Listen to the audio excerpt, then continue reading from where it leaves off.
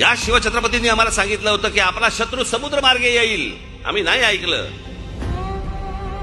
मुंबईमध्ये जे bomb blast झाले होते ना 92-93 ला, ते सगळं RDX याच समुद्र मार्गे आलं. आम्हाला माहित नाही. शिवाजी महाराज बोलून गेले होते. आमचं कुठे लक्ष.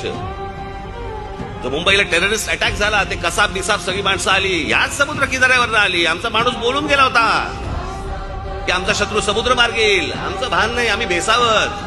पण आपण जर सतर्क राहिलो नाही, हे सगळं आपल्या हातात जाईल. म्हणून आमच्या शिवछत्रपतींनी समुद्र आरमार उभं करायचं ठरवलं.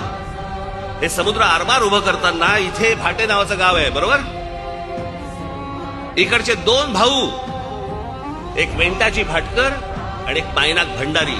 हे 2 भाऊ, या 2 भावांनी आमच्या शिवछत्रपतींचं समुद्र आरमार सांभाळलं, पहिलं उभं केलं. आम्ही कोण आहोत? आम्ही मराठी आहोत. मराठी म्हणजे